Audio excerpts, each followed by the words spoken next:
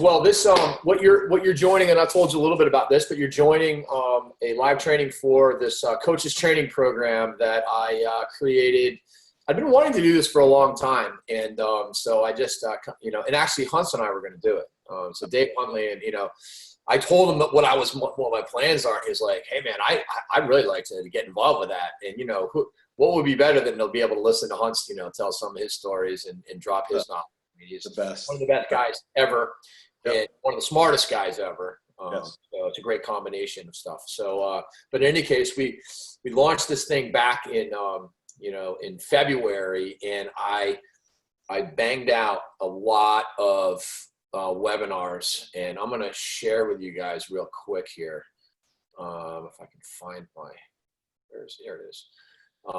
This is, oh God. It started out with, this one first webinar that was like, that I kicked it off kind of talking about Hunts and what this whole thing was about. And then Jim Stagnita came on and with JC Glick and did an awesome presentation on leadership and culture. I ended up doing a practice planning webinar. As you can see, I've got all of these, what I call show notes, stole that from like the iPod world, but I mean the podcast world. But essentially, I tried to do these webinars, and it kind of crushed me. I swear to God, I put about 40 hours a week into these things because I had to do 2 or 3 of them a week. Yeah. And like on some of these, no joke, like there's probably 100 video slides on these things. Grundy did an awesome pairs offense. I consider myself like a disciple of Jerry Byrne with all of the stuff. I've tried to study what he does and implement it almost exactly to learn how to do it myself with a high school program. So that's what that's all about. Pretty much every topic you can imagine. I got Andy Towers. You got to watch this one. He is so smart and so entertaining, by the way, but he also has unbelievable knowledge of face-offs and how to develop. It wasn't like a total detailed face-off. It was more about the generalities of face-offs, what you have to do in wing play, and what you do in the scenarios of whether you're winning forward, winning back, or losing forward or losing back, and how to put your poles in shorts and double pole, triple pole, where to line things. It's so smart and well thought out. So in any case, we've just created a ton of content, and beyond these live trainings, they're like 75 minutes long. We've got all these micro trainings, and these are basically like drills. And so these are like 5 to 10 minutes. We've got these offensive ones. These are not just drills. This would be like, the greatest play ever invented, this 1-4-1 top dodge play. And Towers invented that. I didn't invent it. I just consider it like the best. And you guys ran into Carolina a lot over the years. It's the one Pat used to call Holly. Yep, absolutely. Scored. Remember probably the biggest goal we ever scored on that was we're playing Hopkins in the stadium. I remember that. Mark's senior year, and we called timeout, and I think Davey Emmela ended up scoring I think they might have been a tying or the winning goal, but he scored it left-handed, which was a rarity. He was so wide open that Davey caught the ball left-handed and almost turned around and just like pushed it into the goal. But he was one of the inside guys that just faded back to that to the ball side step off. Yep. Yeah. And absolutely. So in any case, the reason why I'm showing everybody this now is because what I decided would be really, really cool is there's so much content on here, to be honest with you. I need to go through it again, and I made it. You know what I mean? Like there's enough to learn in there that I know that if I go through, which I will, I'll learn something. It'll give me ideas for the future. We know that what we're learning is just stuff we're relearning and relearning and relearning because it's little details during the process of relearning that opens your eyes up to a whole world of something you hadn't thought of.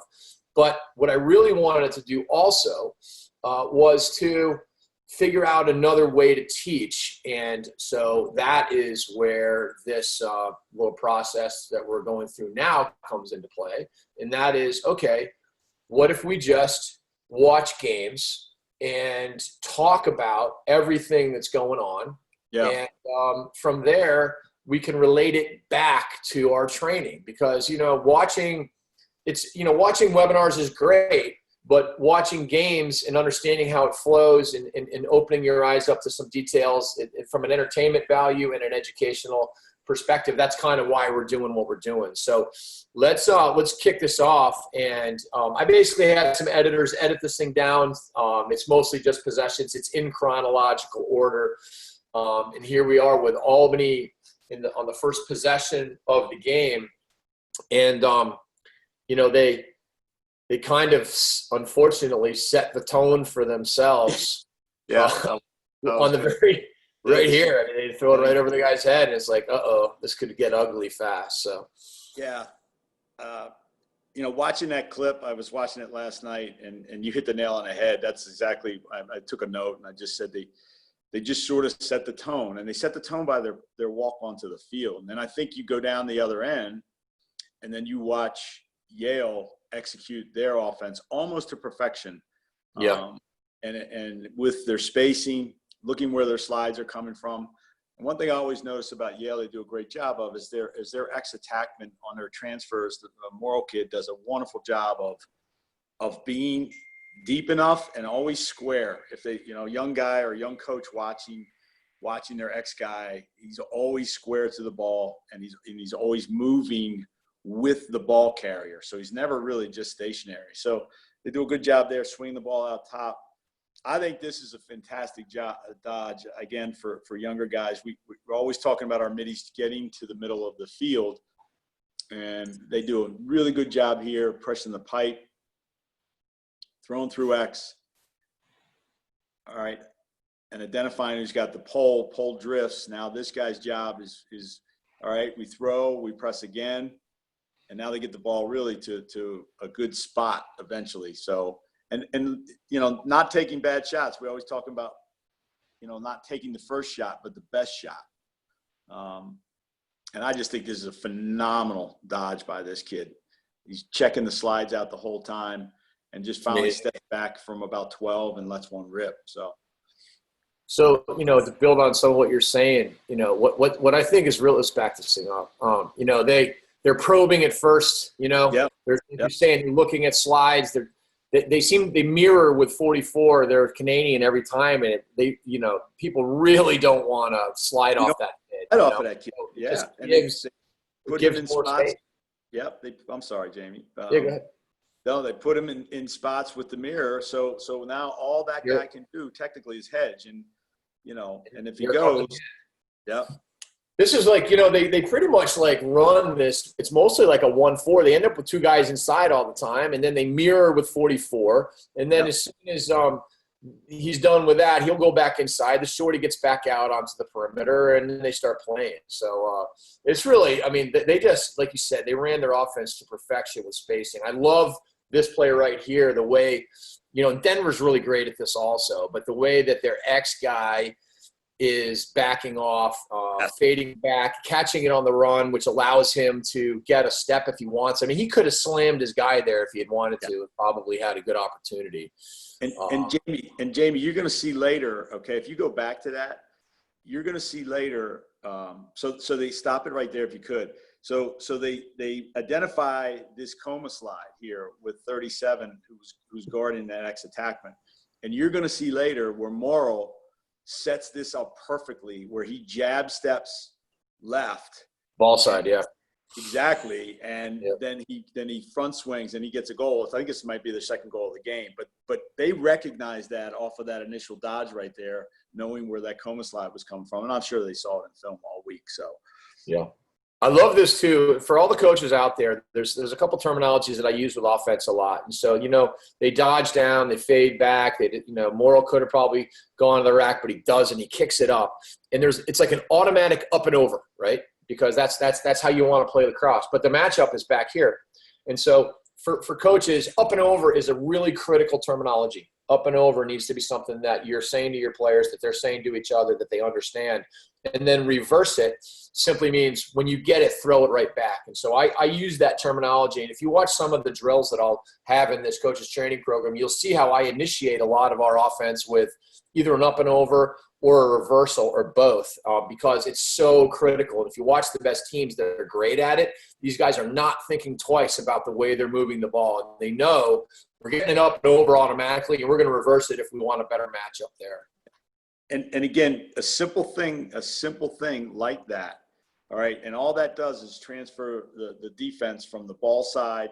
Now they got to move, they got to transfer fields, and just that slight movement of throwing that ball back has to have them come back to the ball side again. So they already know, their defense right now is heavy ball side. You got 1, 2, 3, 4 guys on the ball side of the defense. So just transferring that pass one more and then right back gets that defense to just shift and then have to shift back again.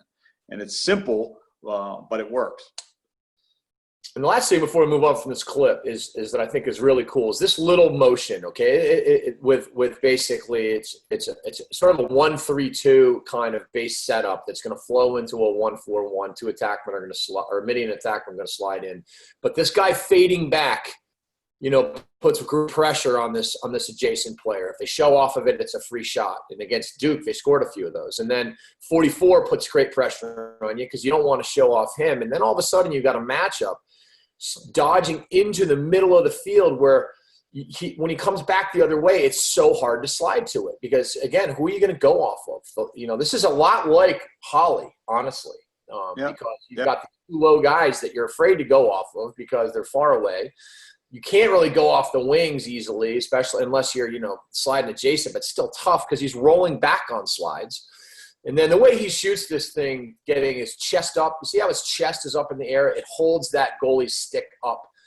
Marcus is great at shooting that shot. And it's a deceptive level of shooting that is just a thing of beauty. So, it's amazing how in-depth you can watch one clip. But I've enjoyed that clip for about 20 minutes today. I could spend, and if you look, Albany had a defenseman behind the cage. They were playing 5-on-5 in the front of the cage, and clearing that ball side attackman through causes a little bit of a screen. Morrill, back in our day, we used to screen all the time, but that's just a natural flow. And that goalie was, there's 2-3 guys standing in front of him. So, but a lot of pressure points that Yale uses on their offense. A little screen there with Reeves backing into his guy just naturally. Their middies do a wonderful, wonderful job of dodging hard, seeing where the slides come from. And again, kicking it through X for Yale This is that hang-up you were talking about here. Right. So if you notice, right, he just comes. Now we got this guy. He's stuck on the front side of the goal, and the Morrill kid is really adept. And look at Reeves screening, just a casual screen on what would have been initially maybe a slide guy, and now you got that guy hung, and he just plants his foot in the ground and turns his corner, squares his shoulder, and at this point he knows he's going to the goal. So one of the things I've been thinking a lot about, I've been doing a fair amount of video analysis of players, and I've been trying to analyze off-ball movements, and I've decided that one of the most important off-ball movements to study is an X-man hanging his guy up. And so what the nuances on this that are interesting is the reason why this guy is on the backside pipe as far as he is, we can't see Morrill right now, but Morrill has set him up there so that he can have ball side time to be able to feed if he wants to feed back. He can feed back to the crease, ball side. He can feed it through. And what a lot of people, when they think of hang-ups, you think of the situation where you get your man completely stuck in front. But really, the best guys in the hang-ups manipulate their men so they have a tough approach. And now all of a sudden, that's exactly what happened. Now, this guy probably should have just let himself been hang up. You're better off just letting yourself be hung up instead of freaking out about it. But that's the beauty of manipulating your man at all times, because you literally can – Ryan Powell was the best at this. And he literally caused guys like Lee Zink to cover him behind the net because he literally would put you in such a tough spot that it just wasn't worth it. Screw it. Just go play the guy behind. Now, talk to us a little bit about that finish there, Brian. It's an absolute art. So, and again, next attackman right now, as soon as he sees that guy take this approach, Morrow's thought process is scoring a goal. All right. So you can physically see. So what I like about what he does is he's obviously got him on his hip. So he's got plenty of room to turn, but you see a lot of guys come from X and they'll shoot the ball across their body. All right. What I think it's Zach or Zeke. I'm not sure. I actually coached his father at Hopkins in 1986 and 1987. Mike Morrow was more of an inside guy, but anyhow, brilliant lacrosse player. And you can see his son has similar traits. But right now he's scoring. He's going. I'm going to the rack. Right? Who are they going to slide off of? Again, Gaudette is always in a position. All right, to put pressure on a slide guy, and you see Gaudette kind of hip bump his guy. But what I like about it, Jamie, is he just plants that foot in the ground and he squares those shoulders to the goal. And I think for any young kid or any coach teaching their kids to shoot from X, it's really turn that corner, plant your foot, and his 15 is squaring. We talk about squaring your numbers to that goalie's face on this spot. And I think he does a wonderful job of it. And he just lets one rip, and, he's got a 2-yard shot. The one nuance that I want to refer to, and I can't tell on this one as much. I think he's doing this. I'm sure Marcus does this. All the best MLL guys, I've touched on it in each one of these presentations, and he definitely does it later. But what they end up doing is they end up faking the goalie low and high before they even get to the pipe. And so if you'll watch, he's basically low, high, low. And Kevin Rice is brilliant at it too. So we'll see a little bit more of that. But talk to us what they're doing with Reeves on the inside here. All right. So again, you want to put some of offenses is a lot of offenses disguise, right? It's deception. And right now, so they got an exchange on this backside. Go ahead through this, Jamie, a little bit. All right. So what happens with Reeves, all right, the film's a little jumpy, but all right, so they got him, again, it's almost a 1-4 set, right? It basically is. So we go down to the lefty alley, got Reeves on the inside. Go ahead. And literally, they just fade him out the backside, and it's not even through screens, but it's just casually him coming through, and there's two, offset picks, screens, whatever you want to call it. All right, so they clear the backside midi through. Reeves will circle throughout the backside. And Gaudette seals for him. Yeah, exactly. And it's just casual. Again, you're not looking at, but now look at the point I want to make on the defense, and this is where you get into trouble. Everybody's head was turned, right? Everybody was heads turned to the ball because the dodge was hard enough. The pass through X, and again, where I think Yale does a wonderful job is spacing here. All right, so now the ball side defenseman that's guarding Morrow, look what he's doing now, okay? So he's got to go back and play him. And through those little screens and offset little picks in there, Reeves can come out to this lefty wing where he's, phenomenal, and he's got his way. So now they moved everything to the help side, the offside pipe as far as slides go. The ex-defenseman has to go back and play Morrow because now he's worried about being hung up like he was before. Right. You clear him out of a slide, so he's not going to slide Coma or adjacent. And they basically removed all the slide patterns away by this setup. So your deception. You start your best player on ball side. You fade him out to the backside. All right. You've already put pressure on their ex-defenseman, so he's got to go out and play the ball. And through a simple two-pass look, you've got your best player, all right, one-on-one with limited slide help. And again, a real tough approach.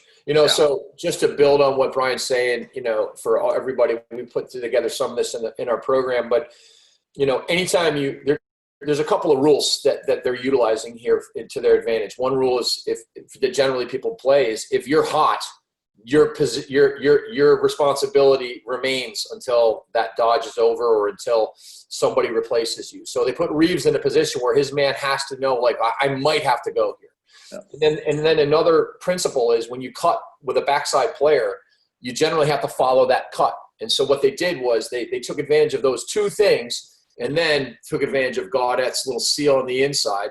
And in the end, the combination of them afraid of being hung up, it gives Reeves an ability to basically catch it in shooting range, bump into his guy one off 3 steps, and have incredible angles. So great play design, and it's just all based on fundamental principles. And anybody could run that. That's not something that's simple. And again, it's just taking advantage. And again, watch where Gaudet ends up all the time, which is, again, why he's in there is because of who he is. But they got to slide. Now, at this point, they got to slide off of Gaudet, but they're slow to slide off of Gaudet again because he's probably one of the best finishers in lacrosse. Now, the top guy, we call the 400 guy, who's the short stick D midi, has got to be sloughed all the way down. So to be able to release a hot guy off of Gaudet, you're going to have to cover him either from the backside help, which I don't like, or just slough down on the 400. They don't get either one. So Reeves has his way. I can go by myself, or if they slide early enough off of Gaudet with no 400 help, he's just going to dump the ball in there. And he's going to get a 5-yard shot. So they put an inordinate amount of pressure right now on Albany's defense. Totally. Now, this one play, we don't have to talk forever on it, and we got a couple questions, but I do want to say this. I believe that one of the biggest opportunities for players to get better is through faking passes. And if you look at this one play, if this Yale midi pumps passes on his way in there, he doesn't get trail checked. And this happens on every single dodge. Yeah. If you don't fake passes, you're giving the defense a chance to time it. If you do fake passes or use hesitations, and ideally both, then you do not give the guy pursuing you or the help a chance to time up what you're doing. And it's so funny because it's the easiest thing to literally physically do, but it's the hardest thing to get people to remember to do. So we got a couple questions here. Let's just see. Would you say Albany was too slow to go? I think that was from earlier. I'm not really sure. And someone said 400. What's that mean? What did that mean when you said 400? It's just we number segments on the field, and if you go around as a clock, so the 400 would basically be the middle of the field all the way down. So from pipeline to pipeline all the way up. So the 400 position is a top defensive position. So that guy, we call him the 400 guy. It's basically whoever's playing in the middle of the field, top center. Yeah. Got it.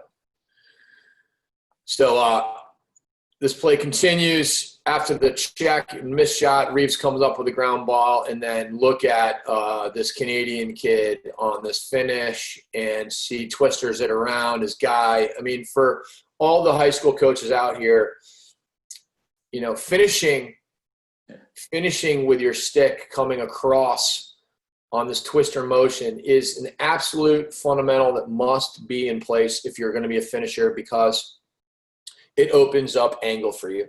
And if you don't have that in your repertoire, you're going to hit the goalie, or you're only going to be able to reach to the other side. It basically allows you to reach around the goalie to both sides. Yep. And every Canadian kid has it in their repertoire, and a lot of American kids are starting to do this. But I could just say that it's something that needs to be on the list of things that your best players should be able to do, and it'll manifest itself in more goals for sure. 1,000%. And that feed by Reeves with Jamie was ludicrous. Yeah.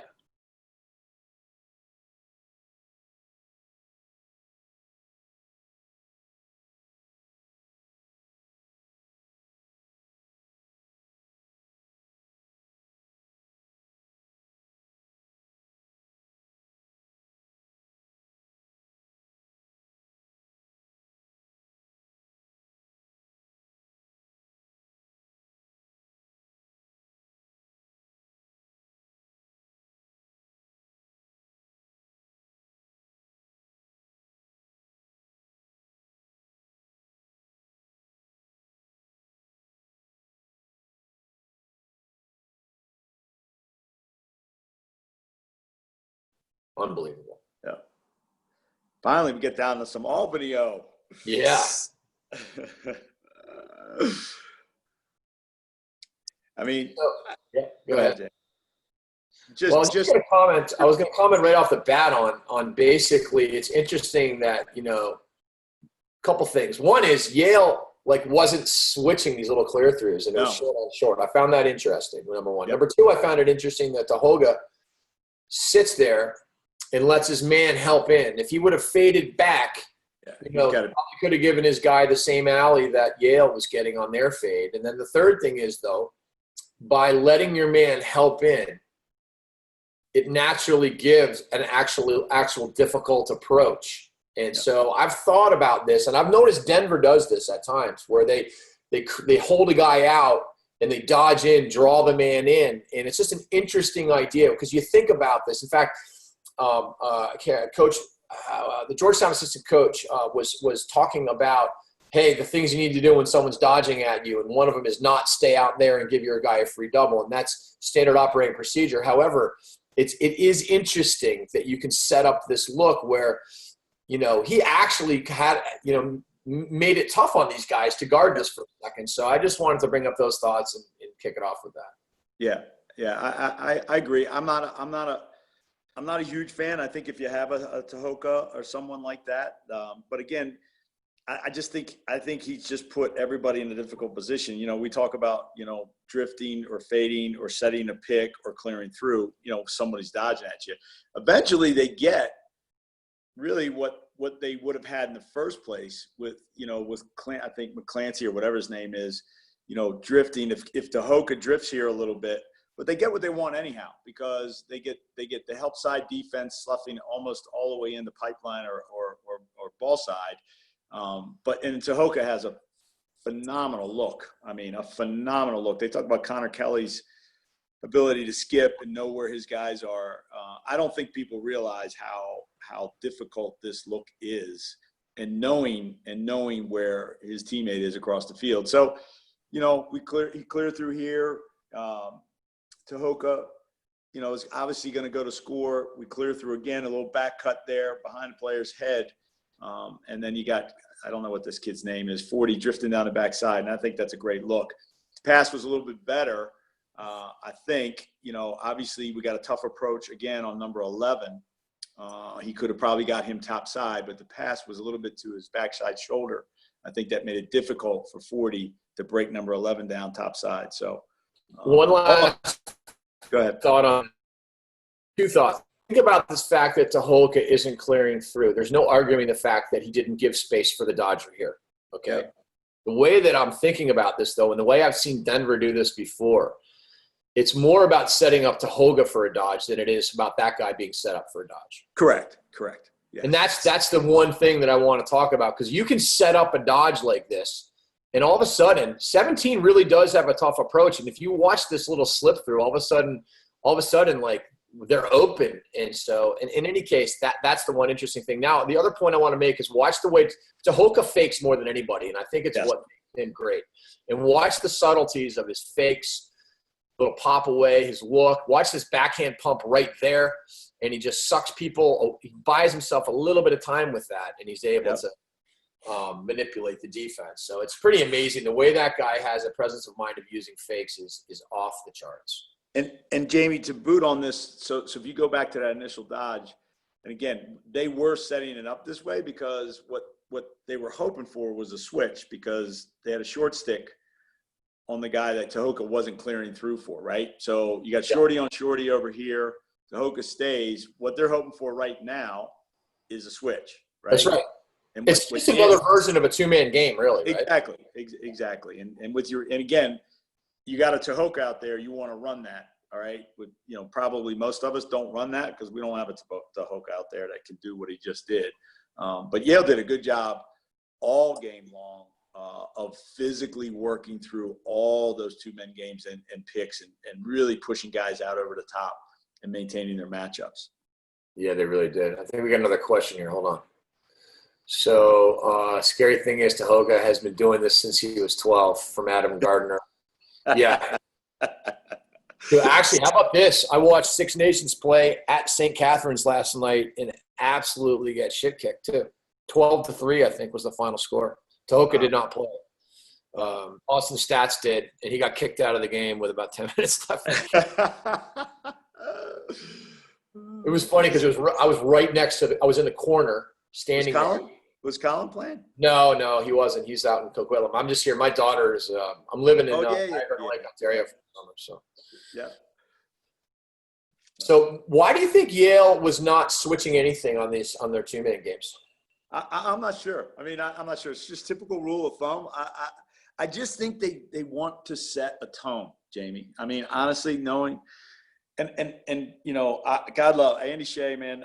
One of the programs when we first put this together, there was a couple of lacrosse programs that I thought we would want to try to model ourselves after. I think the non-switching is purely a mentality. All right. So switching on every pick, it's technically the easiest way to play this, right? And I think Andy's mentality with his short sticks and his team in general is not easy. It's tough.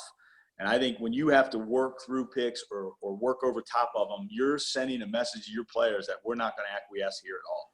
And you're going to have to work your rear end off to defend the ball carrier on your own. So I think it's a mentality, personally. I don't think there's any Well, magic. it's the mentality of ball pressure. You know what I mean? Yep. And I think that's the thing that, Jerry Byrne does the same thing there at Notre Dame. It's like, when you sag off and play soft all the time, everyone can feed on you all day.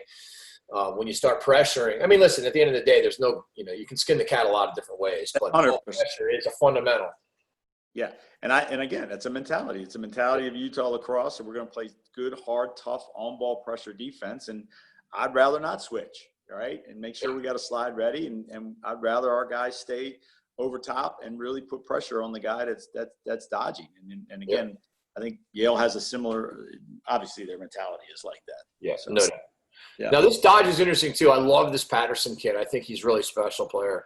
And notice the subtleties of his fakes. And this is something that I believe should be done literally every time. When you go underneath as a lefty like this, you should be faking with your backhand every single time, because it will buy you the ability to turn the corner. And in the case that this guy was showing, which he's not, it'll allow you to buy yourself even more time, because it's like a look back fake to the man that might show or help. The last point on this shot, though, is that, he lifts his hands high, and generally that's a pretty good way to shoot. But this is why on every single scouting report I ever did, I always had the words "leaners will go," because goalies can't save them. I mean, in practice, maybe every now and then, but in a game, they will drop to their knees to make this save right here, which is an amazing save. But if he puts his head down and shoots it high, look where the guy's stick is. And it happens all the time. So leaners will go is kind of funny, but. Love it. I love it. But you got to teach your kids how to shoot leaners. Right? It's amazing. Like, honestly, if people just shot more leaners, they'd have a lot of goals.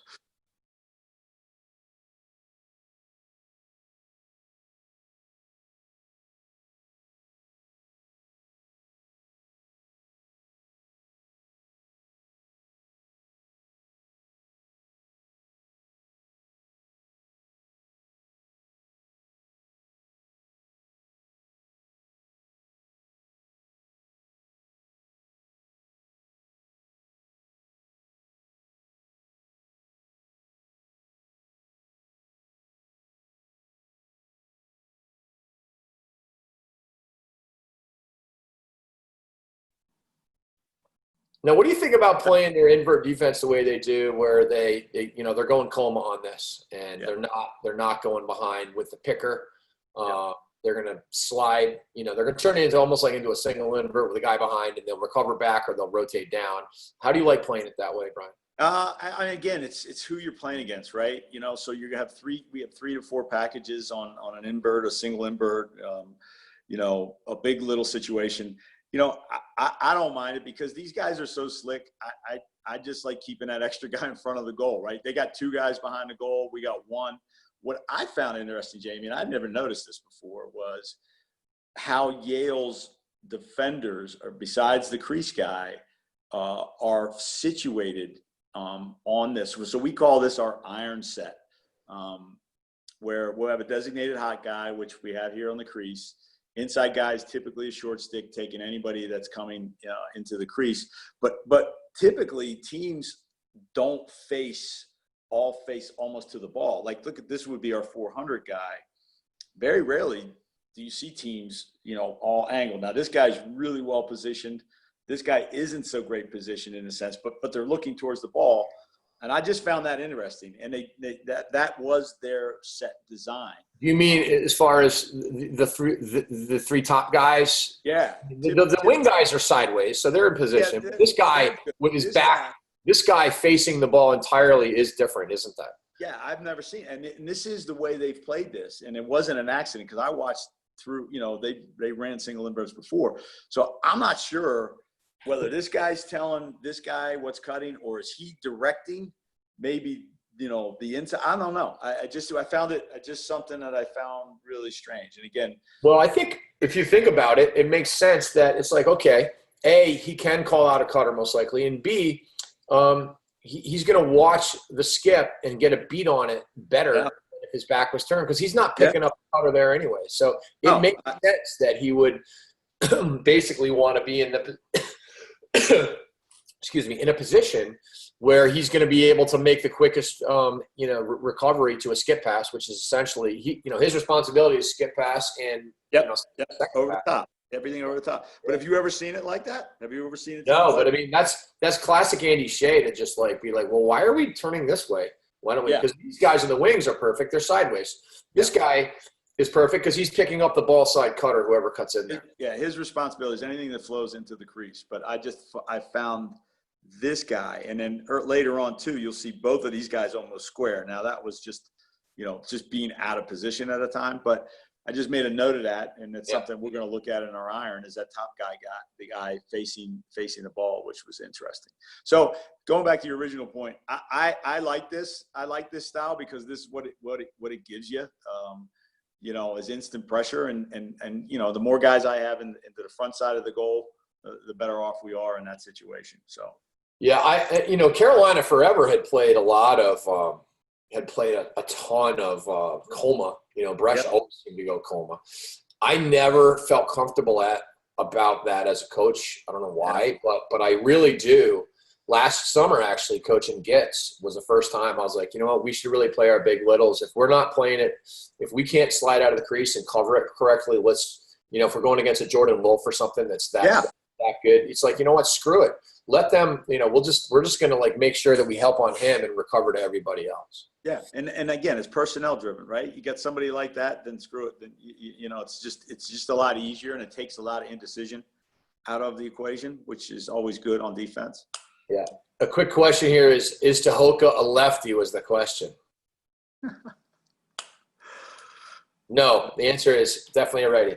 All right. So, all right, I had a really interesting conversation yesterday with Matt Hasselbeck, okay, quarterback from the NFL Network now, or ESPN, and longtime 15-year pro. And I was talking to him about a lot of different football stuff. I just met him, and he's a great guy. Things, we're looking at here, going against one of the better defenders in the country, even though he's a freshman, and he's able to get a step to the middle with a torn ACL. Right. Yeah. And how does he even do that? And it reminds me of my conversation yesterday. And one of the things that Matt said that Jerry Rice would always say to him, one time he's like, Jerry, that defensive back is pretty freaking fast. And this was back when Jerry was at the end of his career. This defensive back is so fast. What are you going to do about that? And Jerry would be like, he's only going to run as fast as I let him run, as fast as I. So at the end of the day, another quote that I learned from Kevin Rice and Dylan Donahue is, the race begins when you want it to. And those two quotes stick out to me because the bottom line is that if you're smart about the way you dodge and you can go when you want to go. The race begins when you want it to. He can only go as fast as you let him go. And so it's so much about deception and IQ and in your dodging. So I just want to tell that story because it's pretty amazing what Fields is able to do on one leg. Yeah. And Jamie, if you go back there again, and again, this is for young guys and coaches, if you can, and look at his lean. And then he instigates the pressure with his lean in. But when he steps away right there, all right, that shoulder comes under and he's able to turn his body to go north-south. What a lot of kids do is they lean in and then step away, and they keep running east-west, right? So we do this a gazillion times with our Dodgers, is absorbing that pressure, instigating the pressure, which is what he does, because now he's setting up what those guys would term as the race. So I instigate, I lean in, but as soon as he gains separation, that front foot swings, right, comes right around, right, to his top foot, and then he's going right down the gut. He's going north-south. So just little technical things that these guys work on. I think this is a lot of what you are so good at with trying to teach people, is that this isn't just something that happens all the time, right? Well, notice also, I mean, notice notice his two-hand cradle in his right arm. He's ripping his defender's stick out of the way. As soon as he turns the corner, right there, he's ripping, which is basically lifting that guy's stick. Notice the low cradle too. I got to talk to Marcus about this one. This low cradle that him and they get down to this low cradle right here you can't trail check it. And it allows them to, be turning the corner and hitching at the same time, which, when you think about hitching, it's kind of like double dribbling. It's like picking up your dribble in the middle of going to the basket and then going again. And so when he does this low cradle hitch that can't be trail checked with a rip, it basically throws off the timing of the way the defender's playing. There's so many cool nuances in the way that kid plays. It's like such a drag that he got hurt this year, honestly. I'm so bummed about it. I agree. I agree. He's super.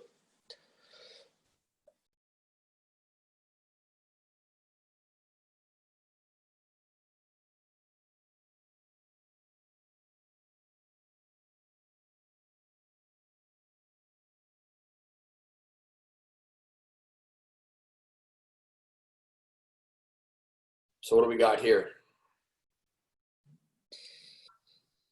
Again, just Yale doing their thing, man. Just putting pressure.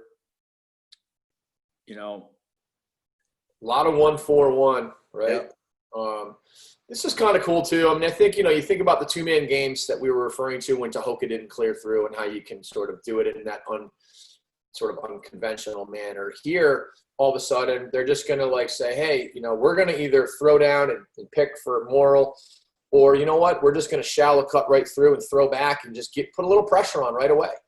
Then all of a sudden there's Gaudet, in sealing his man at the same time, putting pressure, mirroring, and it's just amazing. And now you watch Gaudet, as soon as the ball kicks up, he's coming right up again to be the mirror, and it's pretty awesome. Yeah, their flow and their offense was down the stretch. It was fantastic. I mean, they weren't doing anything different. I mean, that's the same flow that they had on the first offensive series that they had. They switched it up a little bit with a guy carrying it down and starting a big little behind the goal. But, I mean, same flow, Gaudet being the high drift guy, sliding off of him, setting screens, screening inside. Now they go big little, okay? And a major screw up here on the big little, right? Trying to keep their matchups, obviously, but that guy's got to be on the outside shoulder, short stick, all right? And it give some semblance of help there, all right? So either chip or step out cross check, or even switch if you have to, because at this point, as soon as that guy gets bumped at X, it's ball game. Now, again, look at inside on Gaudet, all right? Seal, all right, to rotating off that back hip to drift down to the backside pipe, all right, in case we have to feed because there's a slide guy. So options galore out of this thing. Turn the corner, right?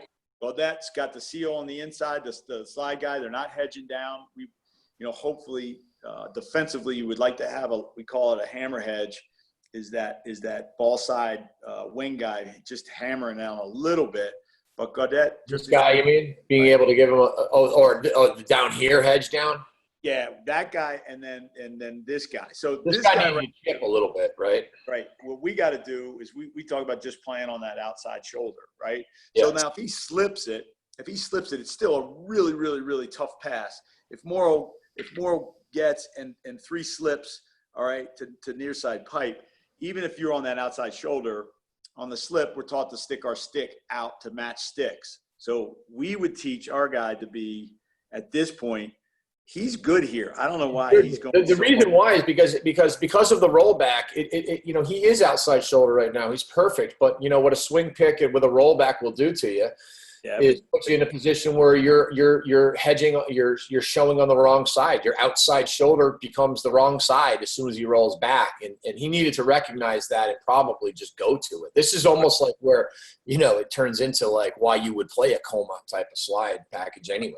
Because exactly, if he brought that guy to the front part of the crease, but still, you know, now that he sees that guy roll, you got to commit here, right? No Now doubt. you got to commit. What's the worst thing that can happen if you commit to sliding to this guy? All right, he's going to slip, right? And that's a tough pass, right, that he makes. Now this guy, what we would like to see is this wing defender also step down a little bit to the inside, right? So this guy's kind of out here playing. He's a short stick, I believe. If we can, He's good, but the other guy should be on the other this side. guy should be right. This guy should be at the level of their highest crease guy. All right. Yeah. And right now, right, he's not really helping at all. So they're going to seal the inside, the slide guy. They know where the slide's coming from. All right. So they seal him, and then he slips to the backside pipe. So they put a lot of pressure on you, man. A couple points I want to make to the guys on this call. So a couple things as it relates to this. When you're practicing your two-man games on both sides of the ball, this is like in a lot of the training videos that we have in this program, we always talk about you have to script the defense to play to give your offense the look, or script the offense to give your defense the look. In this case, you know, Yale has practiced.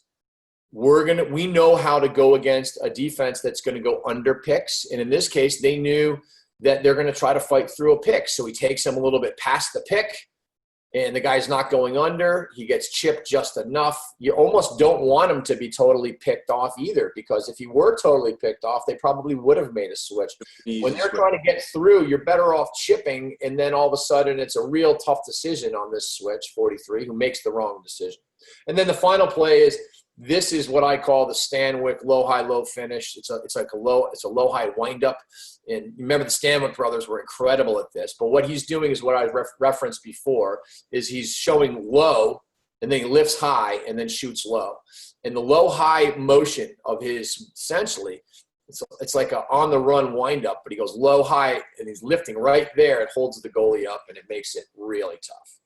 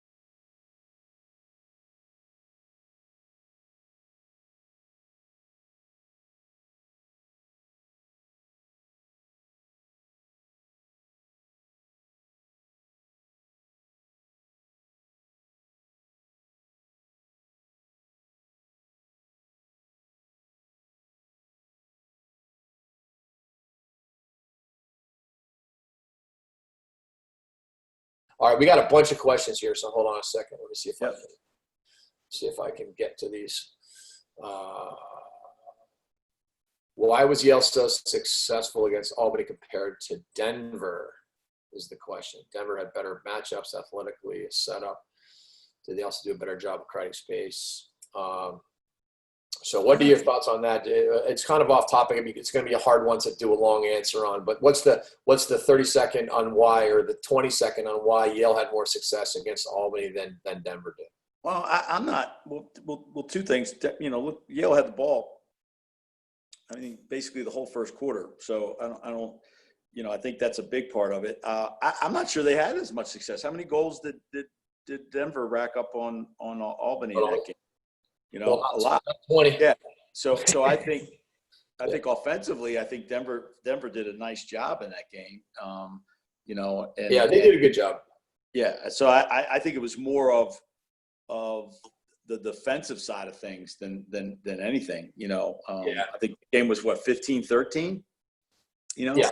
And I'll be, and to be quite honest with you, from an observer's point of view, and we go back to the first play of the game, Albany had a lot to me, and I love Scotty to death. I coached Scotty too, Jamie. He played on the same team. Yeah. So Albany had a lot more pep in their step in the Denver game than they seem to have in this game. All right. Yeah, they didn't have their mojo for whatever reason. And the other thing is, in fairness, Yale had Ben Reeves, who's like, the Tewaaraton winner. They had as high a level of a crease guy as you could have. Yeah. They had Morrill, who's as good of a lacrosse player as you're going to find, as pure good lacrosse player. And then they got middies that can, they got a speed guy. They got a guy who can shoot. I mean, they had a package that was pretty darn unique and pretty awesome. Yeah. So this is a great example of how a Canadian shoots. Brian, I got to send you this report. Ever heard of the guy Mike Mobison? No. He's the guy that does a lot of statistical, and he's actually a stocks. He's like a financial guy, an analyst, but he does a lot of stuff for the sport of lacrosse. And he did this amazing report on studying Virginia lacrosse and all the statistics that go into winning and losing games. I'll send it to you. It's really cool. Yeah. But one of the things he always measures is the shooting percentages of Canadians. For the last 7 years, Canadians have consistently shot at 34% and Americans at 28%, which doesn't seem like that big of a number until you realize it's about 25% bigger. Yeah. Right. So it's pretty stark difference. And look at this technique of the way this kid's bringing this is so classic, the way he lifts his hands up high, holding the goalie up. He's giving himself more near pipe angle. So he has more, by his hands going as high, and it's almost like a twister type of concept, but he can also, curve ball to the far side. The way these guys shoot is unbelievable, and how much they shoot. My son has been playing box for a long time, and I would go up. I remember during the Minto Cup run, they'd have shoot arounds, they'd shoot for like 40 minutes on the day of a game, and then they'd shoot for 40 minutes like in warm up. And I'm like, these guys are shooting like 80 minutes a day. And no wonder they're the best shooters. Just that week of the Minto Cup, you got more shots than most kids get in a whole year. So it just goes back to shooting a lot and shooting on goalies, which is to me, if you're not shooting on a goalie, folks. You're practicing shooting incorrectly, because what you're practicing doing is staring at your corner, enjoying the fact that it might have hit the pipe and gone in or whatever. And all you're doing is teaching yourself how to shoot by telegraphing your shots. And you got to shoot. I don't even think it's worth shooting on nets without goalies very much, to be honest. It's one of my pet peeves. I won't let our guys shoot. And we shoot. I'm blessed. I have two great offensive minds and players. We shoot, Jamie. Sometimes I'm wondering, like, holy cow, but we shoot endlessly with those two guys. And you got to use tennis balls too, coaches, because not everybody has 7 goalies on their roster like you could have at the at various Division I programs, or 5 or 4 even. Sometimes you got one good guy and you cannot afford to bang him up, and so it doesn't hurt the shooters at all to be shooting with tennis balls, because at the end of the day, you're talking about learning how to deceive a goalie. And it's really more in learning how to do that. And you can't teach that. You can teach the concept, but it's something kids have to actually learn because you can't teach feel. No. And the tennis balls and the light rubber balls too, as you know, are good for their hands. They are. Their hands and just being able to catch and hold that ball in your cross is not an easy thing to do, and it's good for them. So we do a boatload of that stuff. So, So what is this zone you guys are playing right here? I could not figure this out.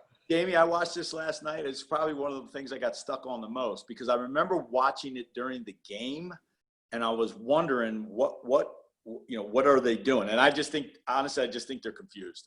I think they were playing like two different defenses. There were multiple defenses, and it shows because you have guys playing zone. We have two guys staring at the ball behind at X. We have one guy playing man-to-man. 40 right now is shutting off number 3. And they're in multiple zones, and it just looked totally confusing right now. And they ended up letting the best player on the planet stand out of where he loves to stand and shoot the ball. So I think this was more of confusion than anything planned on all. No doubt. The moral of the story is be careful about putting too much stuff in. You're probably better off, getting really good at what you do. It's so hard to do that sometimes. This Coach Holman's shot. Also, watch the shot. Go ahead. Sorry. No, I'm sorry. My favorite mantra is less is more. Less is more. Let's get really good at doing some things better than being crappy or average at a lot of things, right? So everybody wants to be Bill Belichick, though, that has the ability to do so many different things. But my guess is, it's amazing. You think about Bill Belichick and how he does so many different things. But I remember watching the very few times that he's ever mic'd up in a game. I remember this from a few years back. All he said the whole time was, jam the receivers at the line. Jam them. You got to jam the receivers. Jam the receivers. That's literally all you heard the guy saying. And so while I think that they have a certain amount of complicated things, I think that they've just figured out a way to be unbelievably fundamental. And speaking of fundamental, go ahead. Jamie, I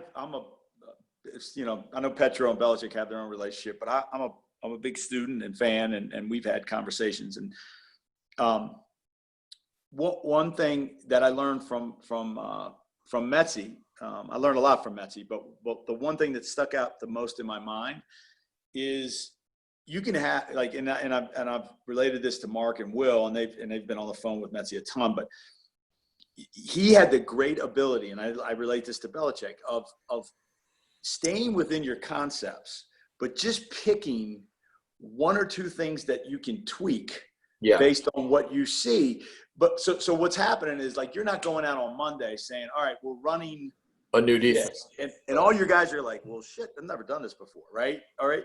All he's saying is we're running all our X motion. We're doing this, that, and the other. But instead of you fading backside, I'm going to have you fade top center or maybe go set. Just so in the concept of what you do, tweak one or two things. I think that's where the great coaches really, really become effective. Because if you have too much stuff, it just gets confusing and paralyzing for the guys. But if you can tweak one or two things in the normal flow of your offense or defense, then they're much more apt to pick it up. So if that makes sense. It totally does. It makes perfect sense. And I think that's how you get, but you have to be so fundamental to be able to do that. I think that's the thing is that if you can be incredibly good at the few things you're going to do, then you can start making some of those tweaks. Let's look at this play. So the ball goes on the ground, and this is just a great example of Yale's great fundamental ground ball offense. Move it once, move it again. There you go. Get off the ground, off and making two passes. I love the Chris Cloutier triple hitch goal in the national semifinals against Loyola was a product of ground ball offense. I always love that. It's one of my favorite clips of all time, but it was totally off of just fundamental ground ball offense, which is just, And look at the way, look for little guys or young coaches, look at the way Morrow picks this ball up. This is, as you said, it's textbook 101. He rolls to the outside. He gets his arm up. He gets his head up. He steps in. He steps away to relieve pressure. And it's a simple 15-yard pass. He puts the guy right on the numbers, which allows this guy to bang that pass up. So those two passes got to where they're going in less than probably 2 seconds. And Brian, I'll tell you, one of the biggest keys is the fact that this guy moved into position. I guarantee you he wasn't there to begin with. by moving into that position, that's what allows the whole thing to happen. The guy with the ball, you can train him to move it. The hardest part is getting this guy to anticipate the need to facilitate the ball movement itself, which is like really, the whole key to ground ball offense. Jamie, you know how we teach that to the young kids in camp? How's that? We talked about being Italian. If anybody's ever been Italian and you like Italian food and the kids don't know what we're talking about, we talk about meet the ball. So meet the ball. They laugh, but they get it, right? So, yeah, that's a great observation. Yeah, love it. 1-4 again, right? Yeah.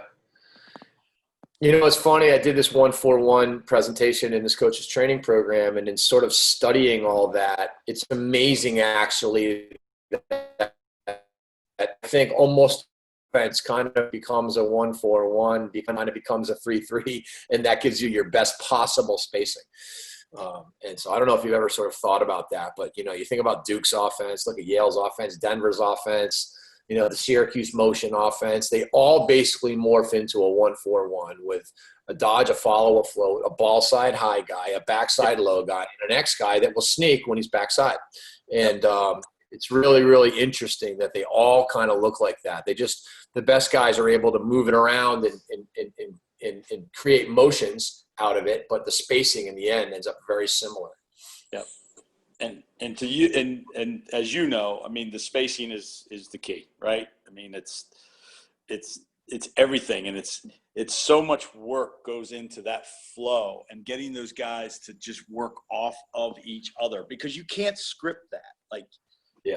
There's nothing scripted, but there's rules, right? So just try to follow the rules and balance, and eventually we end up spaced, and then we had the pressure points where we want to put the pressure from on their defense based on their slide packages. So yeah. Now this shot right here is very uncharacteristic for Yale lacrosse. Yeah. And I bring this up because if the coach is on this call, take one thing from this, it's that shot selection and a lack thereof will absolutely make or break you. Yep. And that's one of the reasons why Canadians shoot better than Americans, is because they just don't take bad shots. They don't take shots from too far outside very often, and they don't take bad angle shots. Now, Yale's just feeling good about themselves. They're up in the game 7. I get it. It didn't kill them because it was only one play, but I watch, you can pretty much tell the discipline of an offense based on what shots they select. And from we're talking range and angle, and who you are. And then the next piece is, what shots you execute as far as deception and all that. But the first part starts with this. And I only say that because all the coaches that are on the call, if you're not a stickler with, not everyone's shots are created equal. Some people I'm going to let shoot the ball from, I might let one guy shoot it from 11. I might only let another guy shoot it from 9. And I'm like, I just don't. I can't be shooting a shot because I only want great shots, especially, in high school where there's no timer on, no shot clock, So what's your sort of take on that from a, shooting, a discipline of your offense and, correlating with success? Yeah, no, I mean, you're spot on. I mean, I couldn't say anything better. It's, everybody's treated different, but again, we just have a constant saying, it's not the first shot, it's the best shot. And again, going back to the great offensive teams, Brownie's teams and Duke. I mean, my gosh, their probe and patience and weight. Duke gets middle of the goal 10, 12-yard step downs constantly because they're willing to work for it. So 1,000% behind you on that one. Disciplined enough to wait for it. That's it. And it's not. It's not magical. It's everybody's got to do their job off ball, but you got to have patience, and that's why I give again a team like Duke a lot of credit. Look at Maryland. I watched a lot of Maryland lacrosse this year, and I don't know if I've ever seen their offense be as patient as it was this year. I thought they passed up shots that they might have been overly patient. Yeah, almost. That's what I thought at times. Now, what do you do with this? Because we all have a tags, right? What do you do when you have a tags that can bang some of those shots and how do you live with that? I don't. I just, Yeah. I don't. I mean, again, he put him on man up, let him get his shots there. But, taking 12, 14-yard shots on the run. And I don't know. I think that hinders you and it gets you out of rhythm. It just gets you out of rhythm. And then what happens?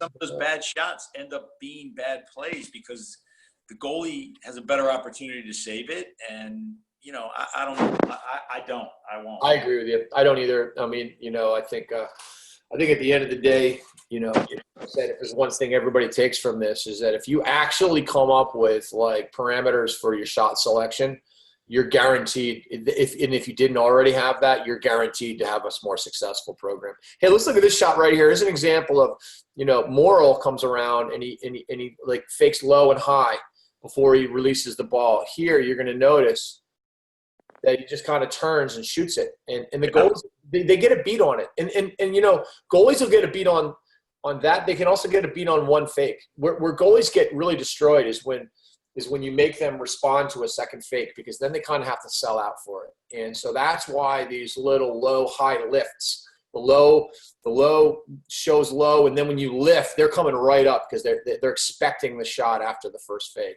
And every goalie is going to be the same way on that. It's very hard to – and it's not just goalies. It's you're talking about double moves in football. You're talking about when you split dodge somebody. You don't just go left to right on a split. You go right, left, right. And that's what allows you to really break ankles. 100%.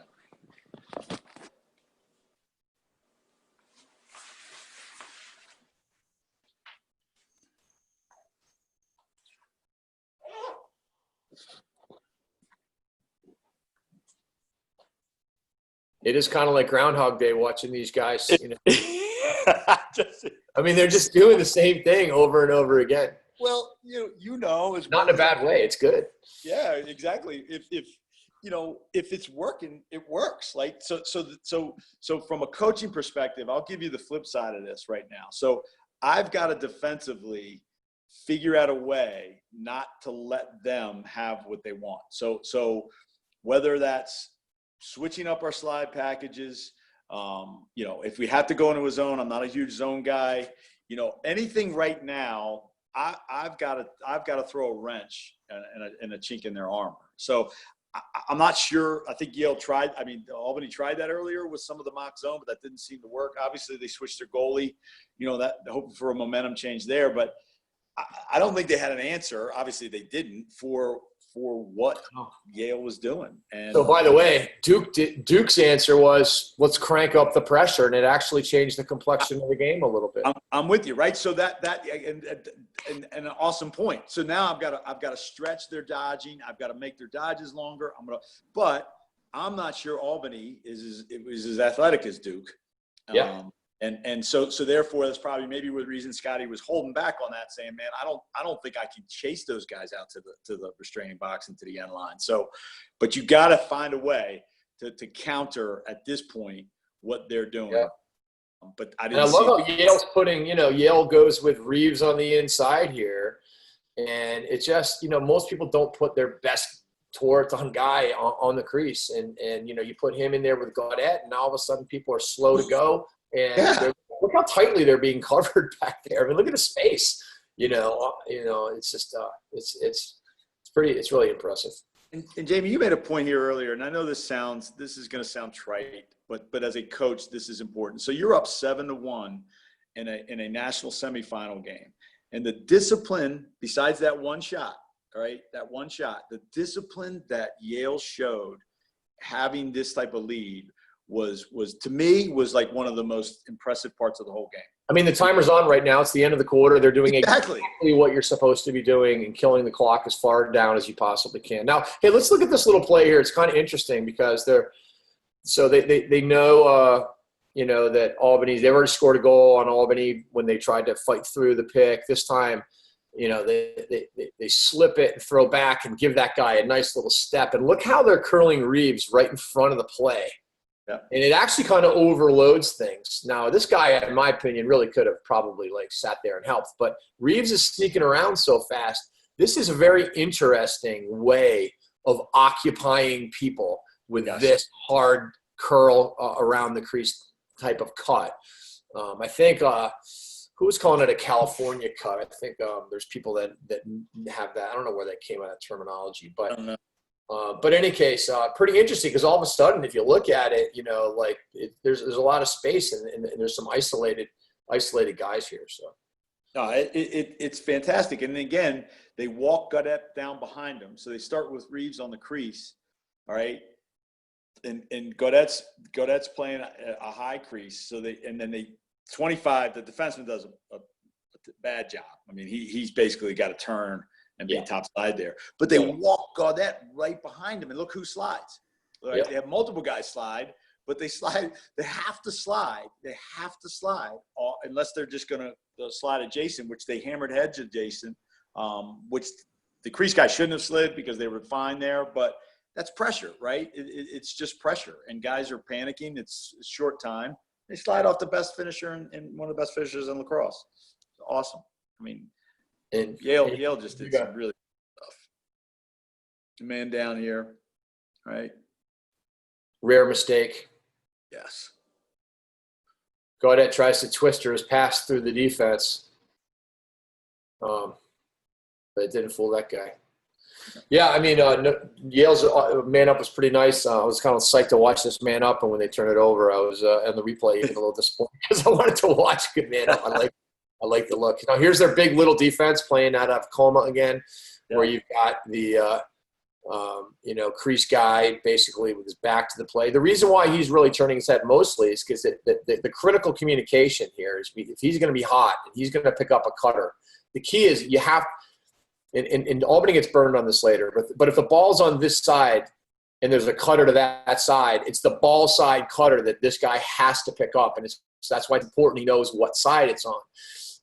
If all of a sudden somebody cuts this way and this guy picks up the backside cutter, then somebody else is going to be cutting ball side and there won't be anybody there to pick it up. It's a really important point. We go over this in a lot of our invert defense portion, but if you can imagine this ball side cut being guarded by this guy, if there was a mirror or a backside cut, it's the backside wing that has to guard the backside cut when the ball's on this side of the field. And that's a nuance that is really, really important is, with this inside, the ball side guy's got ball side wing. This guy's got ball side cut. This guy's got backside crease. This guy has to get that skip, and that's why he's trying to position himself in such a way that he can see the ball and get there as quick as possible if there's a skip.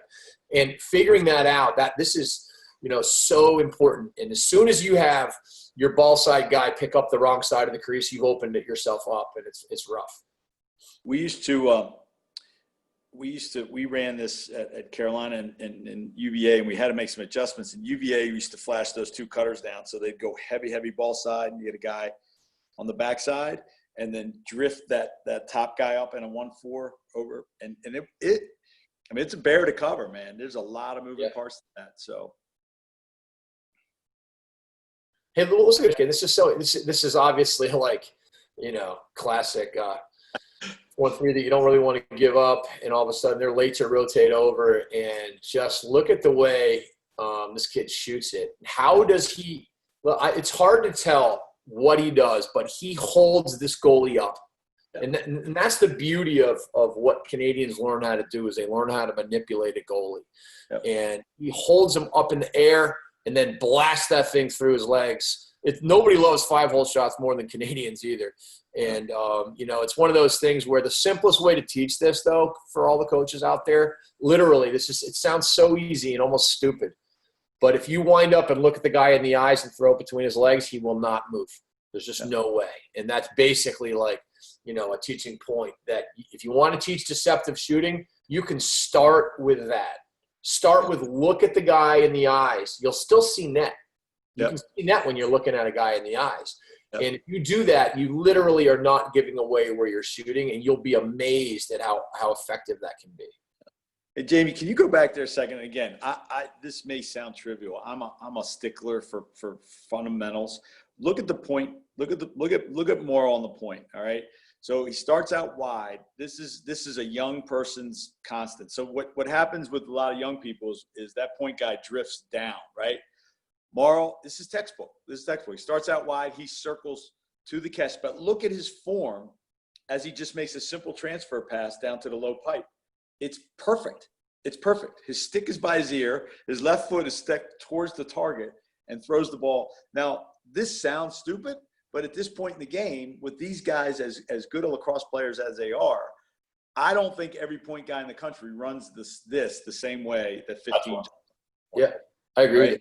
I mean, it's absolutely perfect. And I just, again, going back to fundamentals and doing the right things over and over and over again, no matter what the score or the situation or the pressure you're under, it lead to a perfect pass and a goal. And a couple other things on this too, on both sides of the ball. Number one, I mean, Albany's positioning is not great. I mean, this point guy is waiting too long. He's like, sprinting over there. He should be able, this guy's way too wide, which is why he can't possibly get over to God afterwards. So, I'll tell you, for all of you high school coaches out there, you don't need to practice live fast breaks to become great at getting into the right spots. And like literally skeleton from the midline, 3 guys get in and figure out who's point and who's going to get to the right spots and knowing exactly. I mean, he's not bad from the perspective of, he's probably at 12 yards here, 10, 12 yards. That's not bad.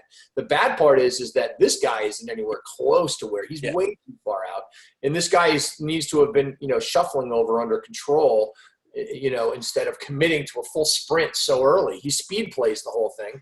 You want to slow play the thing. And then the last thing I want to say is just that Morrill knows what he's going to do before he gets the ball. And this is something that when you're teaching your point attackmen, what you need to do, 15, you need to take a look and see where is my righty, where's this defender, and where's this guy? Because if this guy – I guarantee you, if this guy had started his rotation, Morrill would have looked left and thrown it right. Guaranteed. He's good enough to do that. But you can tell that Morrill knows what he's going to do before he gets the ball because there's zero hesitation. He's going straight down with it. He sees this defender rotating right now, and he knows he's going straight down with this pass, and he's positioned himself knowing that this guy – is not anywhere near him. He's able to position himself in a way to deliver the ball. And so the moral of this story is, and I think this is one of the most fundamental things that doesn't get taught on offense. It's you need to know what you're going to do with the ball before you get it. And you need to think that way at all times because at the end of the day, there are certain sports like soccer. You can't be a proficient soccer player without knowing what you're going to do with the ball before you get it. You'll stink at soccer if you don't know what you're going to do. And hockey is very similar. Same thing. In lacrosse, the environment of lacrosse is you actually can have success and really not know what you're going to do. It doesn't mean you're doing the right thing, but it doesn't make you learn it. And I'll tell you, if you write this down and sort of think about looking away from the ball when you don't have it, we teach that on defense all the time. Look away from the ball, see the man, see the ball, see the cutter, see everything. On offense, we telescope on the ball all the time. And if we literally just take a little look and figure out where are our teammates and where are the defenders, with one glance, you'll position yourself perfectly and you'll know where to go with the ball or whether you want to dodge it. So just a quick teaching point that I think is super important.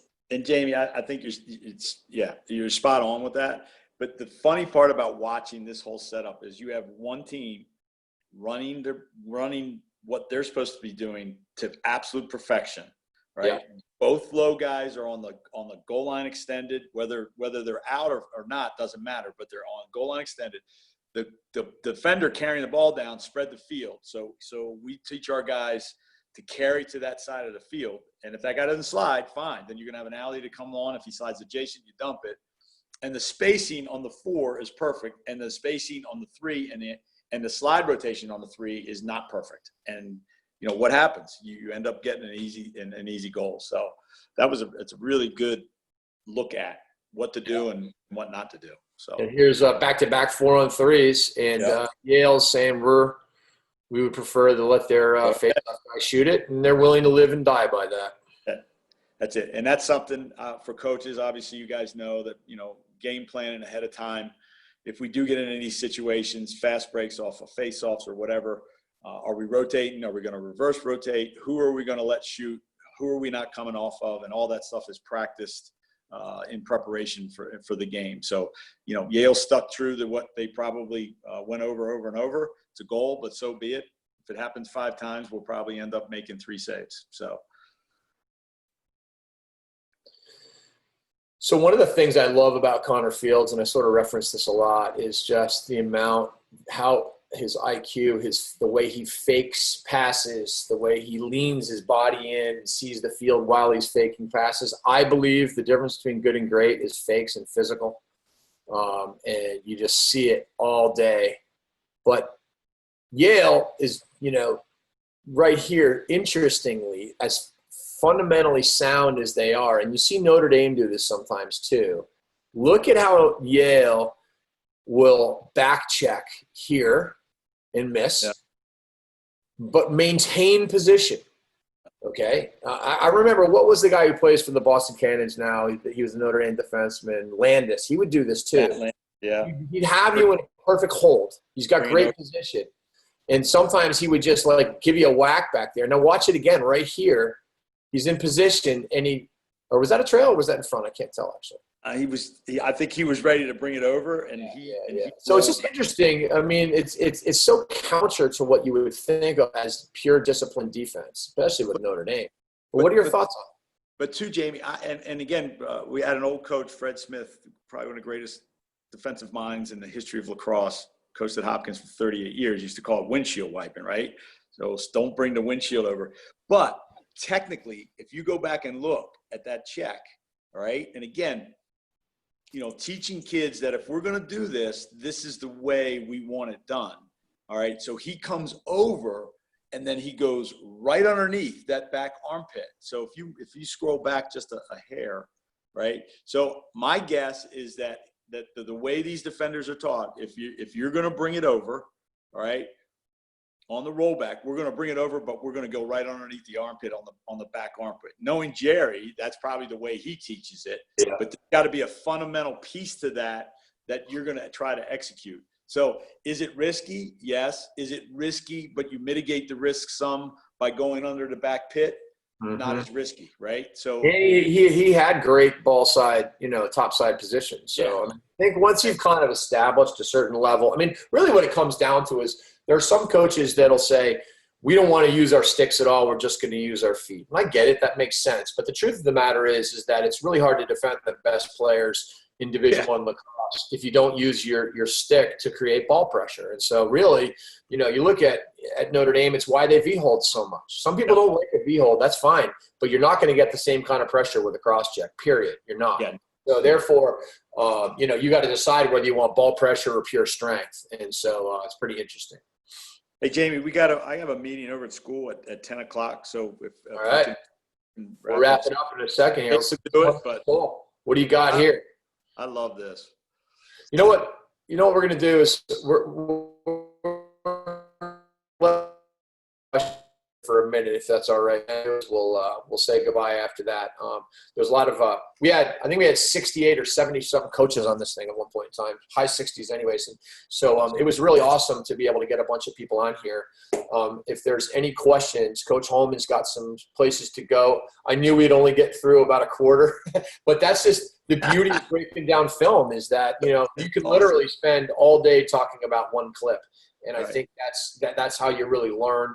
And I love doing this because I learn as much, honestly, as hopefully everybody else on this. You have any final parting thoughts for these guys or comments at all there, Brian? First of all, Jamie, I love it too, man. I really, really appreciate this. This is honestly, as a coach, there's a lot of things I enjoy. I'm more of a relation type guy with my players, so I spend a lot of time on, learning about them as people and just finding out what their push buttons are and motivation parts are. But probably my second favorite, and it should be reversed. I think if you talk to most coaches, they would think that I'm not normal, but probably my second favorite thing to do is sit around a table with my staff and do just what we just did. And our guys, we watch so much film. We watch so many games during the course of the year, and just nuances, right? Doesn't mean that we use everything or we try to implement everything, because a lot of things that people do don't fit what we're trying to do. But learning in this business is everything, and learning about people and learning about the way people do things. So if I have any advice for a younger coach or a guy that's trying to really, I don't want to say master this game, it's doing what we just did, right? Just sit around with a bunch of buddies or by yourself and make notes and watch film and question. And that's the other thing that I've encouraged my staff to be better at is why do we do this? Why aren't we doing this? Why shouldn't we try this? Why do we run it this way? Adam and I sat and talked about invert defense, Jamie, for hours and hours and hours. And we kept, just pushing each other. Why do we do this? Why wouldn't we play it this way? Well, if we could do it this way, where's the slide coming from? Who's hedging? Who's responding? So for junkies like you and I and most people in this world, man, it is the best. So what you're doing is phenomenal. It's phenomenal for helping so many people out there. Your biggest fans are probably my staff. Marcus is on that website. He sends me crap every day from your site. Like, check that out. Check this out. And so I just want to thank you for that. And I appreciate you having me on, really. Yeah, well, thank you so much, Brian. Thanks, everybody, for jumping on. We will be doing this again, and have a great weekend, and we'll be in touch. All right, Brian? Thanks, Jamie. Be well. All right, thanks. Bye-bye. Bye-bye.